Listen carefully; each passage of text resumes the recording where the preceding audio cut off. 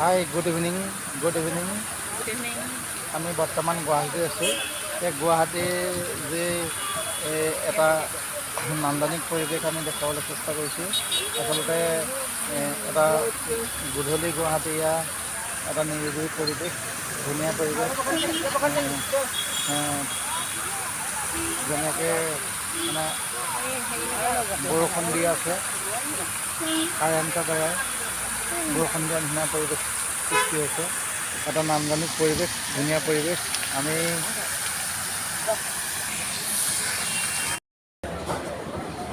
এয়া আচলতে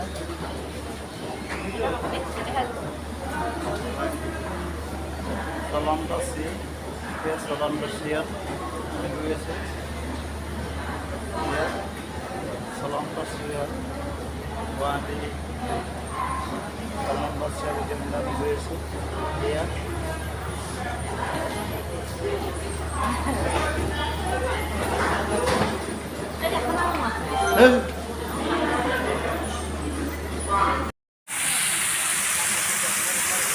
আমি বন্ধুসকলক দেখাবলৈ চেষ্টা কৰিছোঁ।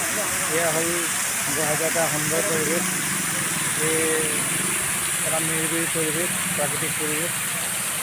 আচলতে ধুনীয়া লাগিছে গধূলি গুৱাহাটী।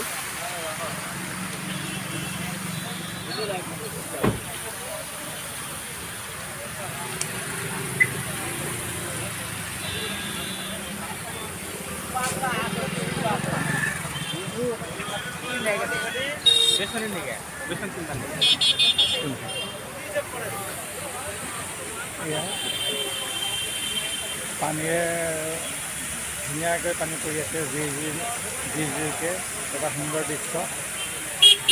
আচলতে ইয়াৰ গধূলি গুৱাহাটীৰ দৃশ্য। এইফালে আছে ৰেলৱে প্লেটফৰ্ম। ৰেলৱে প্লেটফৰ্ম বিভিন্ন যাত্ৰীসকল ইতিমধ্যে ইয়াত ৰৈ আছেহি। এইদৰে আচলতে দিনতকৈ আচলতে গধূলি গুৱাহাটীত এটা সুন্দৰ পৰিৱেশৰ সৃষ্টি হয়।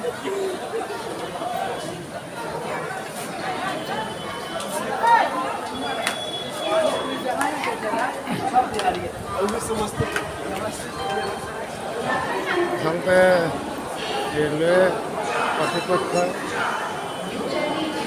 গুৱাহাটীত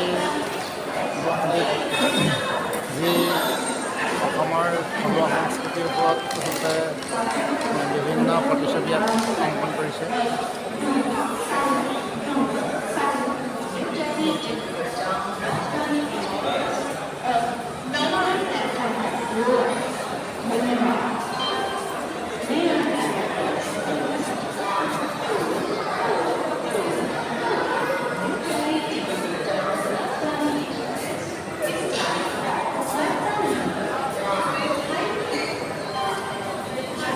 ইয়াত ধুনীয়া নৰসিংহ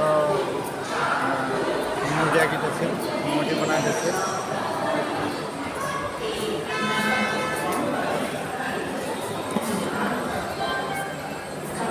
গুৱাহাটীৰ দৃশ্য নতুনকৈ অসমীয়া যি গায়ন বায়ন, অসমীয়া গায়ন বায়নৰ দৃশ্য সেইদৰে আচলতে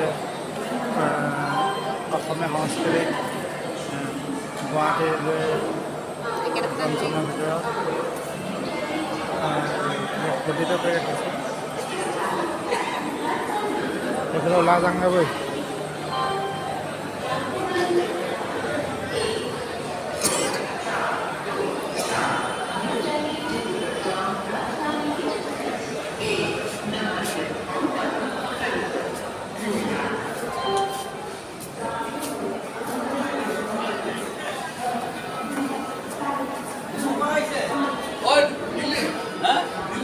কি হটাইছে?